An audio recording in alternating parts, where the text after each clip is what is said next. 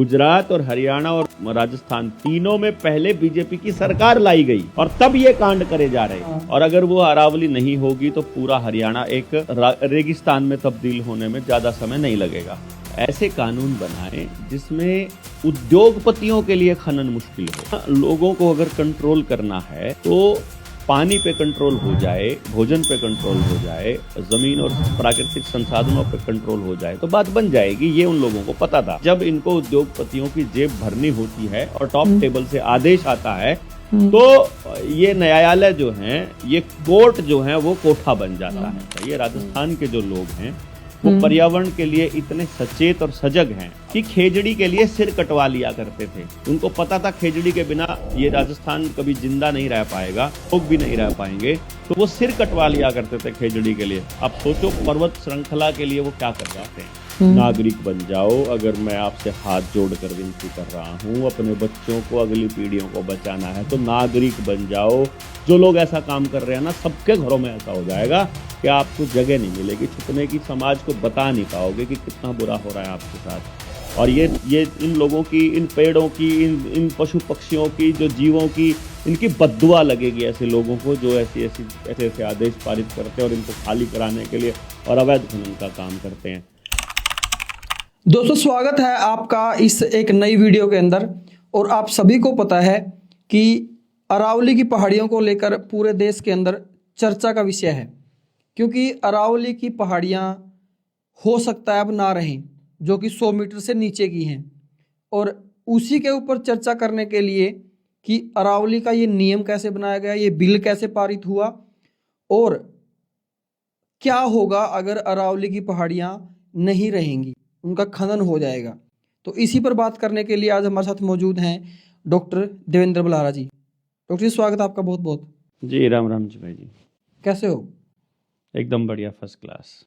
7 से 8 दिन पहले हमारी जब बातचीत हुई थी तो आप बता रहे थे कि अरावली की डेफिनेशन चेंज कर दी गई है। और उस समय ये मुद्दा मैंने बड़ा लाइटली लिया, क्योंकि इस पे चर्चा नहीं थी पूरे भारत के अंदर कहीं भी। और आज मैं देख रहा हूँ जिस तरीके से चर्चा छिड़ी हुई है, कैसे, क्या देखते हो, क्या होगा अगर अरावली की पहाड़ियां नहीं रहेंगी और डेफिनेशन कैसे चेंज हुई है उसके मामले में पूरा बताओ एक बार। पूरे देश को इस बात को समझना चाहिए कि पहाड़ों का रोल क्या रहता है। और जब तक आप अपनी भौगोलिक स्थिति को नहीं समझेंगे और उन पहाड़ों का, झरनों का और तालाबों का, नदियों का अगर आपने रोल नहीं समझा तो आप अपनी अगली पीढ़ियों का अस्तित्व नहीं बचा पाएंगे। ये बात हर किसी को पता होनी चाहिए। अभी ये अरावली पे आने से पहले अगर मैं आपको बाकी चीज़ों के बारे में बताऊं कि जैसे हिमालय पर्वत के बारे में बड़ा स्पष्ट आप लोगों को मालूम है कि हिमालय के दूसरी तरफ से आने वाली शीत हवाओं को किस तरह से हिमालय रोकता है, हम सबको ठंड से मरने से कैसे बचाता है। ये तो है हिमालय का काम जो हमारे उत्तर में है, जो J&K, हिमाचल, उत्तराखंड के एरिया में जो शिवालिक की पहाड़ियां हैं वहां रहता है। और अरावली की पहाड़ियां तो हिमालय से पहले की है ना? हाँ, अरावली की पहाड़ियां तो हिमालय से भी बहुत पहले की हैं। और यहाँ से जब हम जाते हैं साउथ की तरफ थोड़ा, फिर हरियाणा के नॉर्थ में तो हो गया हमारे शिवालिक और फिर इधर हो गया हिमालय, अरावली।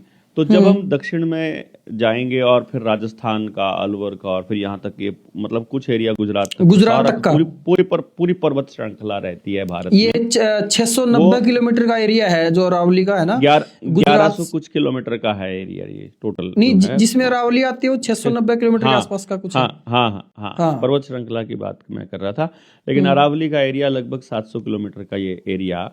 जब इसका जो मुख्य काम है वो एक तो पानी की स्टोरेज है, क्योंकि पहाड़ की सबसे बड़ी खासियत क्या रहती है कि वहाँ पथरीली जमीन बेशक हो, जब बारिश होती है तो पेड़ों की जड़ें पानी को जमीन के अंदर ले जाने में बहुत सहायक रहती हैं। पहाड़ का दूसरा जो पर्पस है वो बारिश करवाना भी है।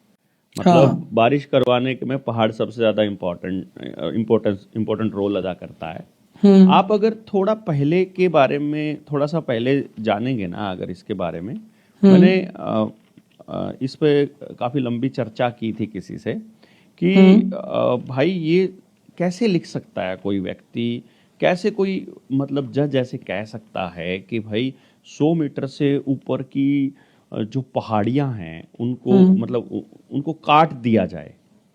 आपने शायद ये तो नहीं लिखा है भी काट दिया जाए। जो सुप्रीम कोर्ट का ऑर्डर आया ना वो गुजरात, राजस्थान और हरियाणा के जो स्टेट राज्य हैं, जो ये राज्य हैं, उनकी सरकारें हैं, उनके अंदर अरावली की डेफिनेशन को लेकर बहुत ज्यादा पंगा था कि अरावली की रियल डेफिनेशन क्या है। रियल डेफिनेशन का पंगा क्यों पड़ा था इसको समझिएगा। पहले तो ये समझो कि अरावली का काम क्या क्या है। पहले नंबर पर वो राजस्थान से आ रही धूल भरी आंधियों से पूरे के पूरे हरियाणा को बचा रही है। हाँ। और अगर वो अरावली नहीं होगी तो पूरा हरियाणा एक रेगिस्तान में तब्दील होने में ज्यादा समय नहीं लगेगा। ठीक है। दूसरी चीज जो आपको समझनी है इसके अंदर कि ये जो डेफिनेशन बदली है ये बदली क्यों है। मैं कहीं कुछ देख रहा था, मैंने कहीं कुछ लिखा था और मेरे दिमाग से अब वो पता नहीं कहाँ चला गया, लेकिन चलो एनी हाउ। अभी पहले पीछे से आपने देखा हो अलवर में कुछ नदियां सूख गई थी। हाँ बिल्कुल। और उन नदियों को फिर बचाने में अरावली के ऊपर डैम्स बना करके पानी रोक करके और फिर वहाँ के आसपास के हजारों गांवों को प्यासा मरने से बचाया गया था। ये अरावली ने बचाया था। कब की बात है ये? ये है 85 से 95 की बात है मेरे ख्याल से। ठीक मतलब है। मैं एग्जैक्टली उस नंबर में नहीं जाएंगे। और एक अभी एक मैंने देखी थी और उस टाइम पे और उसी दौर में 90 के दशक में ही 90 और 2000 के दशक में ही फरीदाबाद में और गुड़गांव में पानी की किल्लत हो गई थी। मतलब लोग प्यासे मर रहे थे, तो तब भी पानी का जो सप्लाई था, पानी की जो आपूर्ति थी वो अरावली से ही की गई थी। तो यहाँ लोगों को अगर कंट्रोल करना है तो पानी पे कंट्रोल हो जाए, भोजन पे कंट्रोल हो जाए, जमीन और प्राकृतिक संसाधनों पे कंट्रोल हो जाए तो बात बन जाएगी। ये उन लोगों को पता था। और जो अरावली की जो इस पूरे खेल को खेल रहे हैं, जो जिसमें पॉलिटिशियन मोहरा है, जिसमें सुप्रीम कोर्ट मोहरा है, नहीं मैं केवल अरावली की ही बात करने के लिए मैं अरावली की बात कर रहा हूं ना, तो मैं तो उसी पे जाऊंगा ना। मैं आपको की बातें हो रही है ना, मेनली बात खाली अरावली दिखा नहीं, मैं आपके खनन पे जाऊंगा। आपको अरावली के लिए कानून बनाने वाला जज दिखाई दे रहा है, उसके लिए सिफारिश करने वाला कलेक्टर दिखाई दे रहा है और नेता दिखाई दे रहा है। इन तीनों को गुलाम बना के जो काम करवा रहा है वो तो आपको नजर नहीं आ रहा है। अगर उसको नहीं देखोगे तो आप अरावली को नहीं बचा पाओगे। अब वो क्या कह रहा है कि मुझे पानी पर और अरावली पर कंट्रोल चाहिए, यहां इतना खनिज पड़ा है, ये खनिज चाहिए मुझे। अब वो खनिज के लिए उसने बहुत पहले इस अवैध खनन को कंटिन्यू किया हुआ है। अगर मैं अलवर जिले की बात करूं, अकेले अलवर जिले की, तो उसमें टोटल 128 पहाड़ियां हैं, जिनमें से 31 पहाड़ियां खत्म हो चुकी है और वो अवैध खनन से खत्म हुई हैं। मतलब अवैध खनन से क्यों खत्म हुई है? क्योंकि कोर्ट में केस पेंडिंग है 23-24 साल से, और 23-24 साल से केस पेंडिंग हैं, 30-30 साल से भी पड़े हुए हैं। वहां पड़े हुए हैं कि भाई मैं इस खनन को अवैध कैसे कहूं, मैं कैसे कहूं कि ये अरावली है। तो कोर्ट ने ये कहा कि यार ये गड़बड़ हो रही है, मैं फैसला नहीं दे पा रहा हूं कि मैं ठेकेदार के पक्ष में दूं कि किसान के पक्ष नहीं में दूं। उसमें क्या था कि तीनों राज्यों में अरावली की जो डेफिनेशन है वो अलग अलग थी। हाँ, सुप्रीम कोर्ट के लिए फैसला लेना मुश्किल हो रहा था, पहले मुश्किल हो रखा है। अब वहां पर अब सुप्रीम कोर्ट का मकसद क्या है मुझे तो ये समझ में नहीं आया।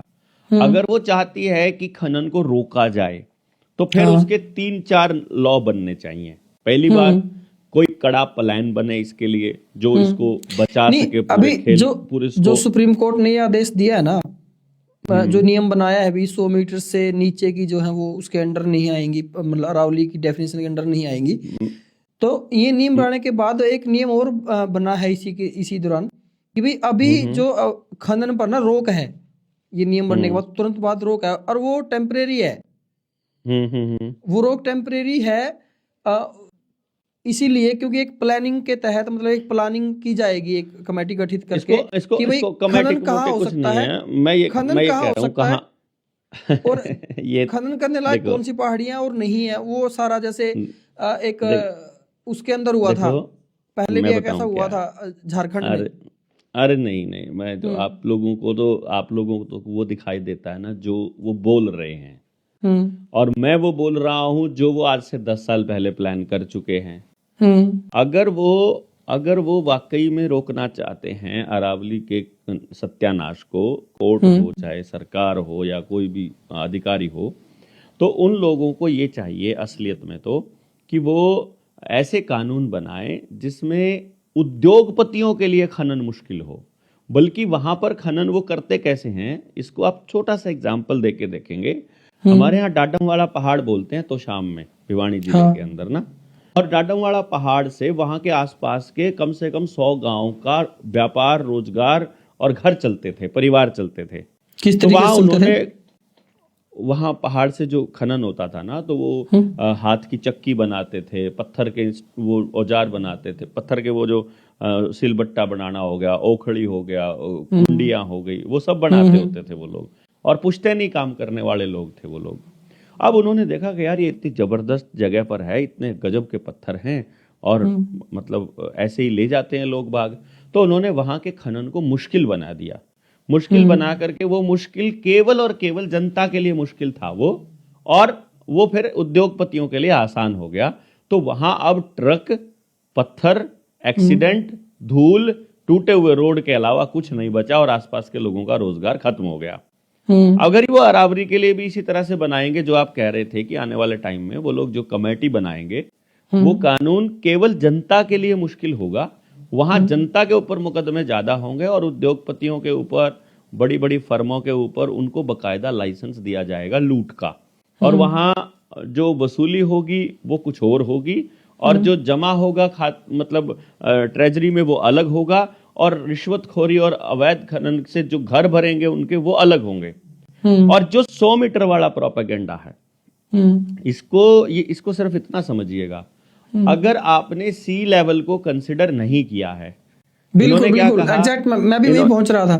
जब भी तो मैं कह रहा था कि आप भी वहीं जाएंगे, क्योंकि आप जब आप लोगों को समझाने के लिए जाएंगे तो हमें कोई बात खत्म करने की जल्दी नहीं है। जिन लोगों को समझना है वो समझेंगे।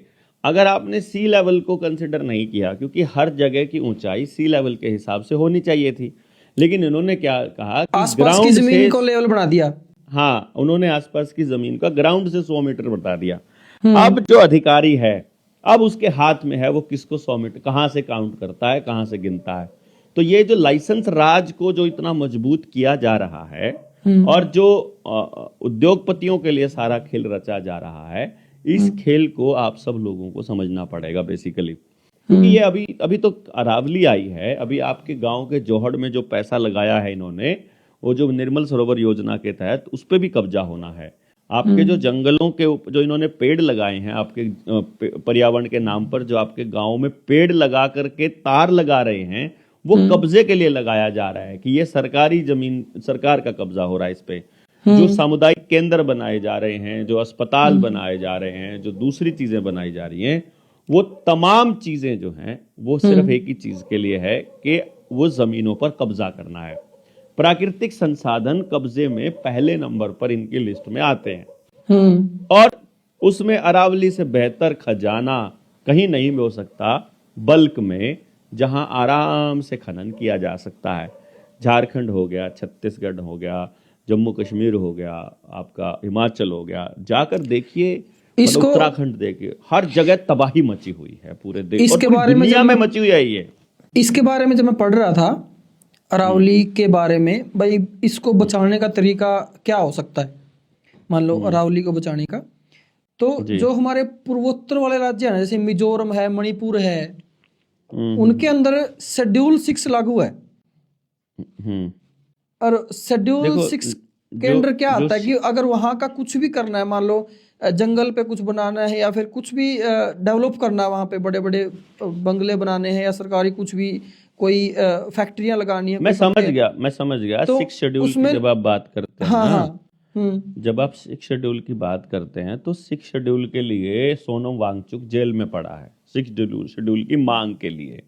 वो लद्दाख में मांग रहा था, वो उधर लद्दाख को बचाने के लिए उसने 6 शेड्यूल मांगा, तो उसको जेल दे दी गई। तो आपको लगता है कि ये आपको 6 शेड्यूल देने वाले हैं? वो आपकी मांग को मान लेंगे, लेकिन 6 शेड्यूल तो अभी नहीं देंगे। 6 शेड्यूल ये तब आएगा जब हम गांव को भी 6 शेड्यूल में ले जाएंगे, क्योंकि आने वाले टाइम में जनता सरकार एक्चुअली मोर्चा है जो क्या काम 6 कर रहा है शेड्यूल की ना, अगर रियल डेफिनेशन देखें तो क्या है? 6 शेड्यूल क्या है? ये आरक्षित क्षेत्र है जिसमें सरकार की दखलंदाजी, मतलब विधानसभा और लोकसभा की दखलंदाजी नहीं हो सकती। असल सरकार ही वहां निर्णय ले सकती है, और असल सरकार ग्राम सभा है। तो ग्राम सभा की परमिशन के बिना वहां कोई नहीं जा सकता, और ये बात आदिवासियों को पता है। तो आदिवासी सरकार के किसी भी अधिकारी को वहां एंटर करने नहीं देते, तो उनको नक्सली बनाया जाता है। मतलब जैसे उधर उनको क्या करता है, मणिपुर मिजोरम के अंदर उधर है जो, हाँ, वो नक्सलवाद नहीं था वहां, असल में एक भी आदमी नक्सली नहीं था। उन्होंने क्या किया, जो पुलिस वाले जिस तरह से सबूत प्लांट करते हैं और ये सुरक्षा बल वाले, वहां वो लोग अपने खेतों को बचाने के लिए अपनी लाठियों से मतलब रक्षा कर रहे थे, निहत्थे होकर, मतलब लाठियों से नहीं, मतलब निहत्थे ही। तो उनके ऊपर गोलीबारी करके उनके हाथ में एक एक बंदूक पकड़ा दी गई। ये बंदूक वाले हैं और इनसे लड़ने के लिए हमको बंदूक चाहिए। जैसे इसी खेल को समझने के लिए आपको जवाहर बाग का कांड देखना पड़ेगा, 2016 का। जवाहर बाग आपने सुना भी नहीं होगा मेरे ख्याल से। नहीं सुना। मथुरा में जवाहर बाग कांड बहुत पुराना कांड है। इसमें अखिलेश यादव की सरकार थी, जिसमें रामवृक्ष यादव रुपए के मसले पर सरकार से सवाल पूछ रहा था, और वहां 6 महीने से धरना लगा रहा था शांतिपूर्ण तरीके से। तो सरकार ने जब देखा कि ये नहीं उठ रहे हैं, तो किसी ने कोर्ट के अंदर जो है अर्जी डलवाई अपने ही आदमी से, सरकार ने ही, और वहां कोर्ट ने ये कहा कि जगह को खाली कराओ, हमें नहीं पता कैसे कराना है। तो सरकार के आदेश पर खाली कराने के लिए वहां एक ड्यूटी मजिस्ट्रेट की नियुक्ति की गई। भारी पुलिस बल वहां गया, और वहां उन्होंने अपने ही इंस्पेक्टर और डीएसपी को गोली मार दी, पुलिस वालों ने। क्योंकि बाद में ये तथ्य सामने आया था कि एसपी जो इंस्पेक्टर की, जो सब इंस्पेक्टर की जो मौत हुई थी, वो पुलिस की गोली से हुई थी एक्चुअली। तो असल में उन्होंने क्या किया, अपने ही अफसर को गोली मार के उसके बाद निहत्थे लोगों के ऊपर गोलीबारी कर दी। और वो सारे लोग जो थे, उनमें से 100-150 लोग मर गए थे। बताए थोड़े थे कि 80-90 लोग मरे हैं, ज्यादा मरे थे। बहुत से लोग अपाहिज हो गए, किसी की टांग कट गई, किसी के बाद में आंखें चली गई, किसी का पता ही नहीं चला, किसी को उठाकर ले गए, वो तो आज तक पता नहीं चला, उनके अंग बेचे कि क्या किया, कुछ नहीं पता चला। तो ये जो कांड है, इस कांड का ना तो मीडिया में कभी कुछ जिक्र आया, ना ही इस कांड के बारे में कहीं चर्चा होती है, और रुपए का मसला यूं का यूं दब गया 2016 के बाद। नहीं तो पूरा देश समझ रहा था कि ये तो सारा घपला चल रहा है।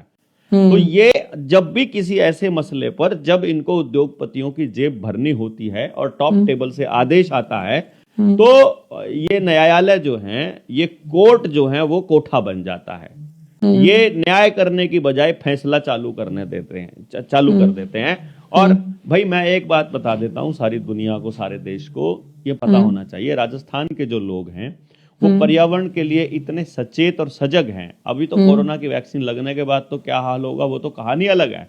अदरवाइज वो इतने सचेत हैं कि खेजड़ी के लिए सिर कटवा लिया करते थे। उनको पता था खेजड़ी के बिना ये राजस्थान कभी जिंदा नहीं रह पाएगा, और वो वहां के लोग भी नहीं रह पाएंगे, तो वो सिर कटवा लिया करते थे खेजड़ी के लिए। अब सोचो पर्वत श्रृंखला के लिए वो क्या कर सकते हैं, ये नहीं छोड़ने वाले हैं। लेकिन जो सवाल है वो है गुजरात का और हरियाणा का, क्योंकि हरियाणा और गुजरात, अब देखो ना, गुजरात और हरियाणा और राजस्थान तीनों में पहले बीजेपी की सरकार लाई गई, और तब ये कांड करे जा रहे हैं। इसको समझना बहुत इंपॉर्टेंट है। ये पॉइंट तो बड़ा वाजिब है, मतलब जेन्युइन है। हाँ, जेन्युइन पॉइंट है ये। पहले देखो गुजरात में तो की ही 2000 के बाद से बीजेपी गवर्नमेंट। भाई ये जो काडर बनाना है, यूपीएससी के हैं, अफसर हैं, ये तहसीलदार हैं, ये एसडीएम हैं, ये सारा कचरा इसीलिए ढोया जाता है इधर से उधर।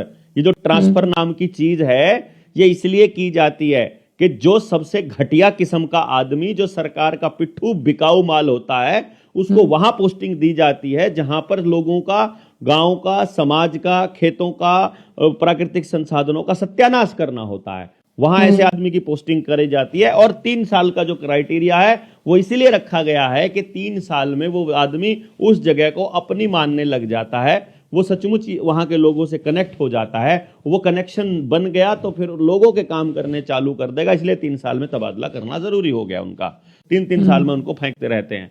तो ये नेता, ये अधिकारी, ये कोर्ट, ये सब के सब एक ही एजेंडे पर काम कर रहे हैं कि किस तरह से प्राकृतिक संसाधनों को लूट करके उद्योगपतियों को पकड़ा दिया जाए।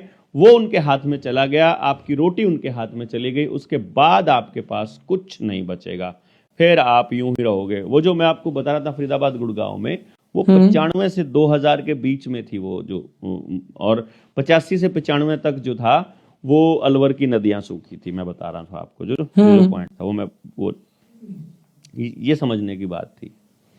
तो अभी जिस तरीके से लोग आवाज उठा रहे हैं, वीडियोस बना रहे हैं, लोग इसके ऊपर मैटर पे चर्चा कर रहे हैं, और आज मैंने देखा जो पर्यावरण मंत्री हैं भारत सरकार के, उनका भी बयान आया था। वो ये कह रहे थे कि जो ये यूट्यूबर हैं ये तो फेक फैला रहे हैं, ऐसा कुछ है ही नहीं। अभी आने वाले टाइम में यूट्यूबर्स के लिए भी कानून बन रहे हैं, आप लोगों को, हम लोगों को भी जेल होने वाली है, क्योंकि वो कागज तो आएगा बड़े सुंदर शब्दों में, हम जैसे लोग बताएंगे भविष्य की वो ऐसा करने वाले हैं, तो वो अफवाह फैलाते हैं। इसके नाम पर ऐसे ऐसे कानून आ रहे हैं कि 7 साल से ऊपर की सजा है। तो जिस चीज में 7 साल से ऊपर की सजा है उसमें गिरफ्तार करके कोर्ट में चालान भी पेश ना करो चाहे 3 महीने तक, ये बीएनएस में प्रोविजंस दे दिए गए हैं। तो अब आपको लंबा रगड़ने की तैयारी ये लोग कर रहे हैं, और हमें मालूम है ये सब ऐसा कर रहे हैं। कागजों से लड़ाई नहीं लड़ी जाएगी, ये भी हमको मालूम था, और इसीलिए 4 साल से हम लोग केवल सच्चे ईमानदार लोगों को जोड़ने में और इसी काम में लगे हुए थे। और इस सिलसिले में तो हम लोगों ने बड़े स्तर पर, बल्कि अभी 1 तारीख से हम लोग पूरे हरियाणा के अंदर जाने के लिए दुपड़दन माजरा जो झज्जर में है वहां इकट्ठा हो रहे हैं। 2 तारीख से चरखी दादरी के अंदर प्रोग्राम शुरू करने वाले हैं। और हाटकोटी एक जगह है शिमला से 100 किलोमीटर ऊपर, रोडू की तरफ जाते हुए, ठियोग से रोडू जब आप जाते हो तो वहां हमारी 26, 27 और 28 को 55वीं ट्रेनिंग भी हो रही है जनता सरकार मोर्चा की। तो बहुत से लोग हैं जो दूर दूर से आपके चैनल को देखते हैं। मैं रिक्वेस्ट भी करूंगा कि जिनको मोर्चे से जुड़ना हो वो मैसेज कर देंगे 991911 पर। तो आप बिल्कुल डॉक्टर साहब, एक बात और जानना चाहेंगे आपसे, एक बात और जानना चाहेंगे। सुप्रीम कोर्ट ने जो ये नियम दिया है अरावली की पहाड़ियों का, ये वापस कैसे हो सकता है? हो सकता है ऐसा कुछ, मतलब क्या नियम क्या है इसके लिए वापस लेने के लिए? देखो कमाल की बात मैं आपको बताऊं, रिटायरमेंट से 3 दिन पहले बंदा जो सुप्रीम कोर्ट का जज है वो ये निर्णय देकर भाग जाता है। है ना, कितना बड़ा खेल। मतलब कितने सारे ऐसे निर्णय हुए, चाहे राम मंदिर वाला, शहाबुद्दीन केस वाला, तड़ीपार वाला, कितने सारे फेक एनकाउंटर वाले, वो जो गुजरात के केस थे, सीबीआई के कितने सारे जज थे, और सुप्रीम कोर्ट के कितने सारे जज थे जिन्होंने अलग अलग मुद्दों पर इन बीजेपी वालों के, या फिर कह लो मोदी और शाह की जोड़ी के फेवर में मुकदमे का फैसला किया, और उसके बाद अगले दिन या 2 दिन बाद रिटायर हो गए, या कई बार तो 3 घंटे पहले ऑर्डर पास करके रिटायरमेंट ले ली। और रिटायरमेंट के बाद कोई राज्यसभा का ये वाला किसने किया था? ये 3 दिन पहले ही तो जज ने किया था, जिसने भी किया था रिटायरमेंट से 3 दिन पहले करके। उसके बाद जो हरियाणा के वो बने हैं वो सुप्रीम कोर्ट के जज, पता नहीं क्या बने हैं, मतलब मैं तो नहीं, हरियाणा में तो हाई कोर्ट है, तो वो नहीं तो, हरियाणा का है वो जो जज बने सुप्रीम कोर्ट के, वो हरियाणा के ही तो बने होंगे, उसके बाद बने होंगे। लेकिन असली खेल तो ये है जनाब। अब तो ये फैसला वापस लिया जा सकता है? ये फैसला तो पब्लिक चाहे तो क्या नहीं लिया जा सकता। संसद में बने कानून वापस हो जाते हैं, सुप्रीम कोर्ट की क्या औकात है। और सुप्रीम कोर्ट को तो आने वाले टाइम में वैसे भी मना करने वाले हैं लोग, सुप्रीम कोर्ट को तो रिजेक्ट करने वाले हैं, क्योंकि सुप्रीम कोर्ट लोगों के लिए काम कर ही नहीं रही है, वो तो सरकारों के लिए काम कर रही है। ऐसा लगता है जैसे बाइस्ड होकर के, सिंपल सा।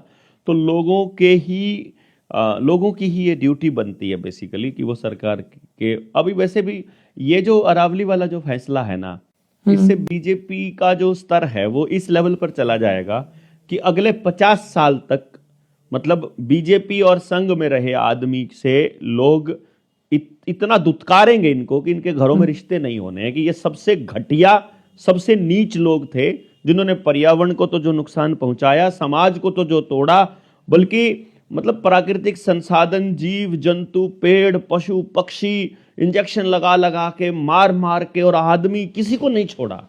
ये मतलब ये ऐसे लोग हैं, और इनको सपोर्ट करने वाले लोग कितने नीच होंगे इसका अंदाजा लगाइए आप।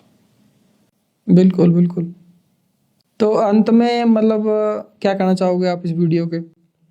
हम तो क्या ही कह सकते हैं ऐसे लोग, मतलब हम लोगों का तो एक ही मकसद है कि भाई सरकार को अपने अच्छे कामों के गुणगान करने के लिए बहुत पैसा मिलता है। लोक संपर्क विभाग द्वारा जनहित में जारी करके आपने रेडियो, टीवी, अखबार, बैनर, पोस्टर, बसों के पीछे पता नहीं कहाँ कहाँ क्या क्या देखा होगा। नागरिक बन जाओ। अगर मैं आपसे हाथ जोड़कर विनती कर रहा हूं, अपने बच्चों को, अगली पीढ़ियों को बचाना है तो नागरिक बन जाओ। इनके पालतू कुत्ते बनकर पत्रकारिता मत करो। पत्रकारों, इनके पालतू कुत्ते बनकर इनके लिए आदेश पारित मत करो। अफसरों, इनके पालतू कुत्ते बनकर पुलिस अपने वर्दी पहनकर ना जाओ। पैसों के लिए काम करना बंद कर दो, वरना औलादों को जगह नहीं मिलेगी। पूरे परिवारों में इतनी बीमारियां, इतनी गंदगी, डिप्रेशन, परिवार टूटना ऐसा हो जाएगा। जो लोग ऐसा काम कर रहे हैं ना, सबके घरों में ऐसा हो जाएगा कि आपको जगह नहीं मिलेगी छुपने की। समाज को बता नहीं पाओगे कि कितना बुरा हो रहा है आपके साथ। और ये इन लोगों की, इन पेड़ों की, इन पशु पक्षियों की, जो जीवों की, इनकी बद्दुआ लगेगी ऐसे लोगों को जो ऐसे आदेश पारित करते हैं और इनको खाली कराने के लिए और अवैध खनन का काम करते हैं। और जो नागरिक समाज पे जिस दिन वोट डालनी है, अपनी फेवरेट पार्टी को, अपने फेवरेट नेता को वोट डाल के घर आकर भाई भाई बनकर और फिर से नागरिक बनकर सवाल पूछने चालू कर दो सरकारों से। ये विधायक, सांसद और इन अफसरों को पैसा, बेहिसाब पैसा आपके टैक्स के पैसे से मिल रहा है, इसका हिसाब मांगना चालू कर दो, वरना ये सब कुछ बेच डालेंगे। इतना ही कहना चाहूंगा मैं आप सबसे। तो बहुत बहुत धन्यवाद डॉक्टर साहब आपका आज की वीडियो के लिए, और ऐसी एक इन्फॉर्मेशन देने के लिए लोगों को बहुत बहुत धन्यवाद आपका। जी, धन्यवाद जी सभी का।